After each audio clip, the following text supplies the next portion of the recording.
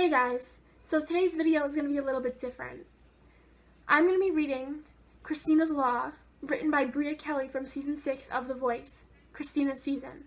Bria and Christina were best friends on The Voice on and off stage, and Bria recently wrote her own law in order to make legislators aware of the senseless gun violence that happens during concerts, venues, clubs, anywhere around. So I wanted to share this with you guys, hopefully to get the word out and to spread the word. Again, this is written by Bria Kelly from season 6 of The Voice. Christina's Law, making sense from a senseless act. My best friend, Christina Grimmie, was recently killed by a deranged fan at Plaza Live in Orlando.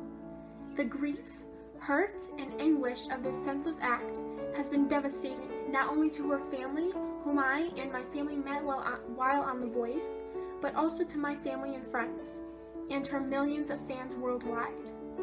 Thankfully, I got to see Christina in Washington, D.C. just 2 days earlier, and we talked for hours after her show. For those who never knew the real Christina, there simply are not enough good things to say about her.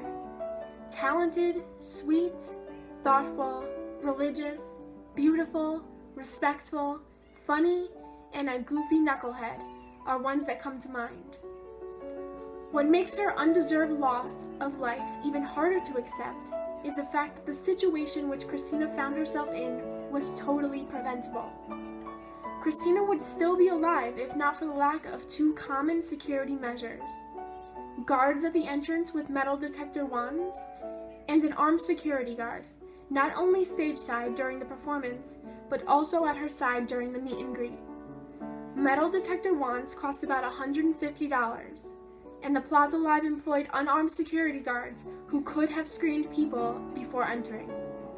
Also, an off-duty police officer or other armed guard is a minimal expense to assure the safety of both the performer and patrons, and should have been employed. The same measures should also have been in place at the Pulse, and 49 more people would probably be alive today. Christina's killing was quickly overshadowed by this tragedy the very next night, but both events show the need for additional security measures. So, for a total of about $500, much of which could be reused, Christina would have ended her tour successfully, would be working on her next album, and her fans would enjoy whatever future music she would create. And I would be designing her next album artwork, as Christina had requested just 2 nights before. Instead, we all grieve. My family and I urge all live performance venues and nightclubs, especially where alcohol is served, to employ these two security measures. Further, we strongly urge lawmakers at the federal and/or state level to enact legislation making these measures mandatory. To honor her memory, we propose calling it Christina's Law. This name is not intended to belittle or minimize the deaths at the Pulse. Rather, Christina was simply the first to be senselessly murdered in this 2-day span.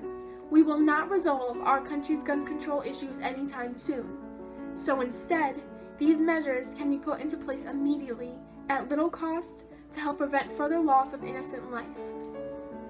Finally, according to Orlando police, Christina's killer was well known at his place of employment for having an irrational obsession with Christina, even altering his appearance to make him more attractive to her, and also telling coworkers that one day they would marry.